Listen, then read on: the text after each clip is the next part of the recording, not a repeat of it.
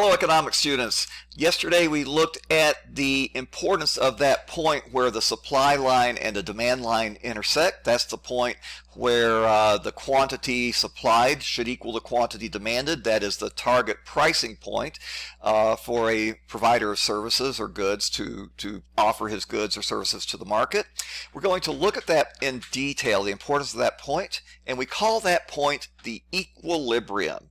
Equilibrium. So let's begin our lesson today by looking at the definition of market equilibrium. Market equilibrium is the price where the quantity supplied equals the quantity demanded. And you see that shown on a graph here with a supply line and a demand line, and we see where the equilibrium is. We're going to graph equilibrium just as we've been graphing demand and supply.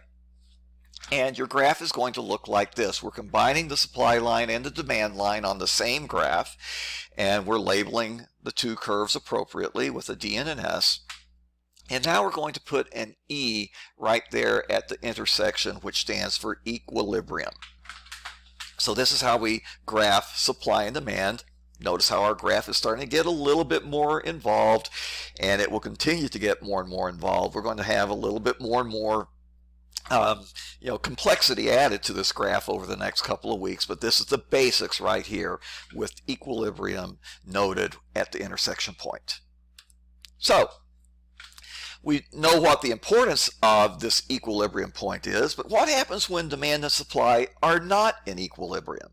In the real world, it's hard to determine what that equilibrium price is, so frequently our goods are not being provided in the market at the equilibrium price. And if that happens, you have a shortage or a surplus.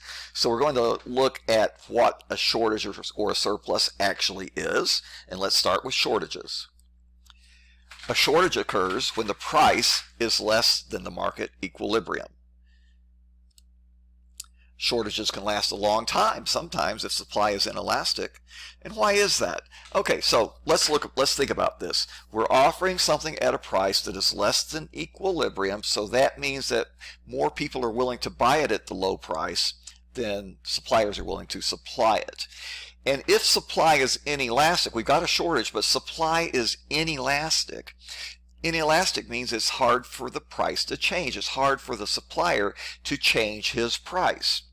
In that case, if it's hard for the supplier to change prices, that shortage will last a long time because I can't raise the price to the equilibrium level. Conversely, if supply is elastic, that shortage won't last long at all. Why is that? Well, the reason that there's a shortage is because the demand is higher than what I've supplied it at. Well, gosh, the way to fix that is to raise my price. I'm going to raise my price, and that will do away with the shortage. I will get more sold at a higher price. So it's going to fix the problem. Okay, the shortage will go away very, very rapidly because my pricing is elastic. I can easily change the price. Here's a couple of examples of some famous shortages in history, at least in my lifetime. There was a shortage of gasoline in 1979, and here's what happened.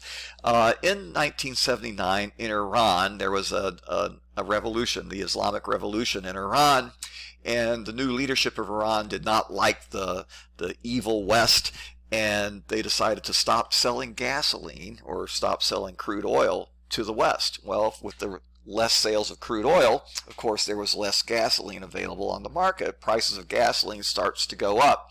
In fact, the price of gasoline went up almost double in a very short time, and people in America and other Western countries were kind of freaking out about it.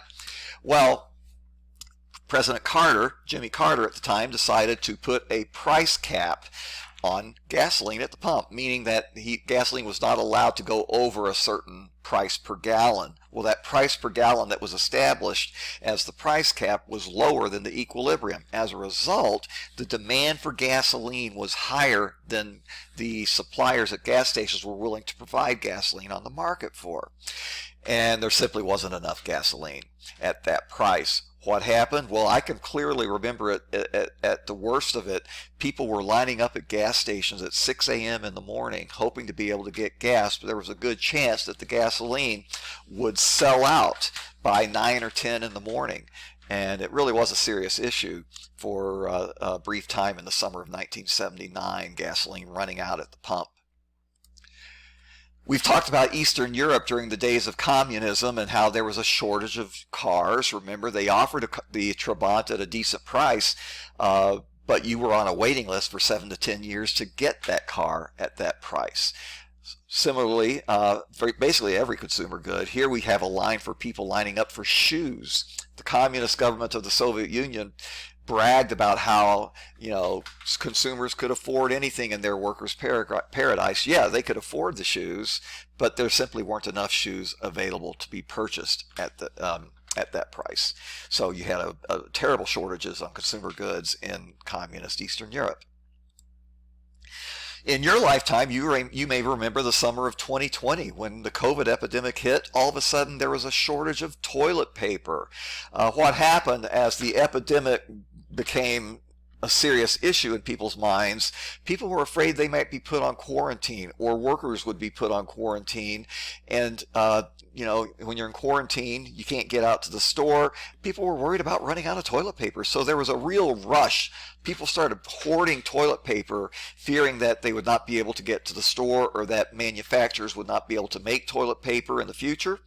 As a result, we ran out of toilet paper. The prices did go up a little bit for toilet paper during this period, but the price did not go up high enough to meet that huge increase in demand that was based on the expectation of future shortages in toilet paper. So the result you see here, empty shelves at the stores where you sell toilet paper. Another interesting shortage is school teachers. In certain districts, the poorer, tougher school districts in large cities in particular, it's been hard to find teachers who are willing to work for the salary that they're being offered to teach in these tougher school districts. Now, in Chicago School District, they pay very, very well. But even though they pay well in the Chicago School District, they need to pay probably more in order to get an adequate number of teachers to teach in tough districts. So there are several areas in the country where that's the case. Teachers negotiate a salary, but even at the high negotiated salary, for certain school districts in tough neighborhoods, it's hard to get teachers to accept jobs there, and as a result, you see overcrowded classrooms, such as in that picture. Here's a question for you. In Houston, Texas, employers have had trouble finding trained welders. As a result, some companies are offering welders a salary of up to $170,000 a year. Does this show that there's a shortage of welders in Houston? Actually, it does not. If $170,000 is the equilibrium price for welders, then there is no shortage. If companies are willing to pay that amount of money, that kind of a salary, and workers are willing to take the job at that salary, that is the equilibrium. There is no shortage. It just so happens that there's a high demand that results in a high price that suppliers are willing to meet. Remember, it is only a shortage if the price being offered is lower than the price of the product, or the quantity of the product that is demanded at that price. Now let's spend a few moments on surpluses. A surplus occurs when the asking price is higher than the equilibrium. A shortage is when the price is lower than equilibrium. A surplus is the price is higher than equilibrium. Surpluses often will result from a leftward shift in the demand curve. So we might be providing the product at equilibrium, and all of a sudden something happens and the demand decreases. There's a leftward shift in the demand. All of a sudden we have a surplus. And when that happens, oftentimes that's when you'll have special sales. So for example, you might find right now if you go to the store that there is a surplus in swimwear. At this point, as I'm making this video in late summer of 2022, there's probably not as big of a demand for swimwear as there was earlier in the summer. There might be a surplus in swimwear at this time. So the consumer, that's because there's a lower demand for the product of swimwear late in the summer. So the store owners may provide a special sale to entice people to go buy swimming suits even though it's late in the summer. On a graph, we will show surpluses and shortages, and it's going to look like this. If you have a surplus, we will now have a surplus line, which notice is above the equilibrium point. So if our pricing point is right here, whatever that price would be, we now have a surplus where the demand, quantity demanded, is not as great as the quantity supplied. And if it's a shortage situation, we're going to have a line underneath equilibrium where the quantity supplied is not very high, the quantity demanded is fairly high. Now we have this line here, which is a shortage line. Okay, let's look and see how prices and supply and demand are related. Prices basically serve three functions. Function number one, prices send signals to buyers and sellers. If all of a sudden a buyer realizes that he can get a higher price for something, that's a signal that he should start making more of that product or providing more of it on the market. It's a signal to him. Okay? If all of a sudden the price seems to be too high, it's sending a signal to the buyer that it's time to reduce production.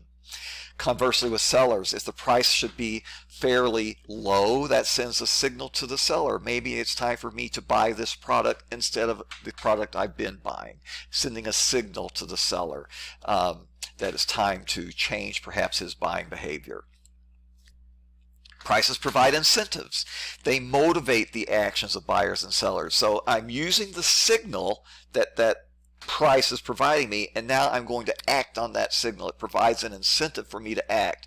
It motivates me, the buyer, to rush out and buy the product or to look at alternatives to what I've been buying in the past. It provides the incentive or motivation for me as the seller to either offer more of the product on the market or reduce the amount of the product on the market that I'm providing. So I am operating or changing my behavior based on the signal that the prices are giving me. And finally, and probably most importantly, prices ration. They ensure that products will only go to those who are willing and able to buy them. We live in a world of scarcity, remember. We can't have everything we want. So we have to ration products. Back in World War II, meat was rationed. We wanted to ensure that the troops had enough meat to eat out on the battlefields of Europe and Asia.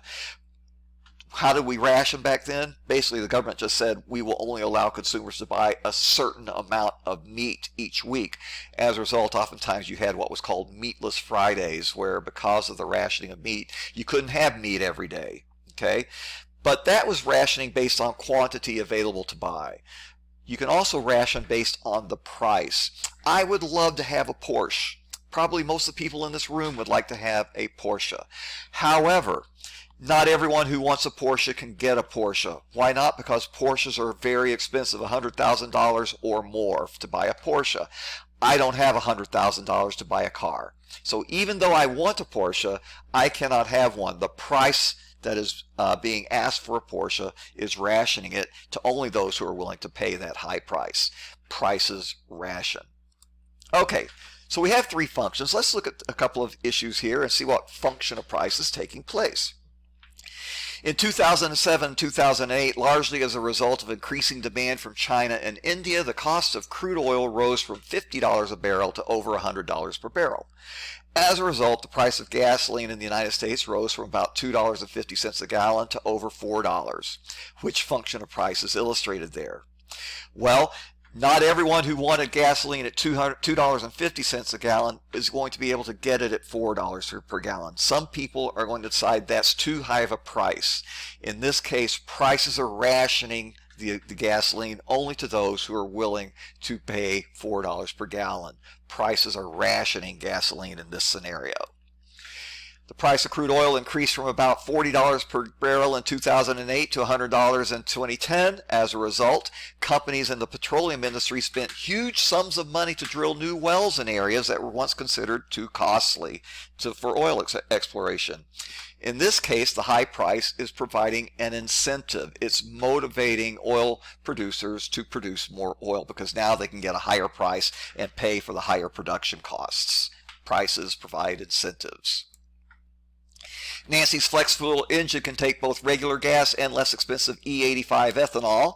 With E85, her car gets less gas mileage than it does with regular gasoline. However, when the price of gas rose to $4 per gallon, she decided maybe this price should be a better choice despite the lower miles per gallon it gets. This is providing a signal to Nancy. It's time to consider alternatives. Prices provide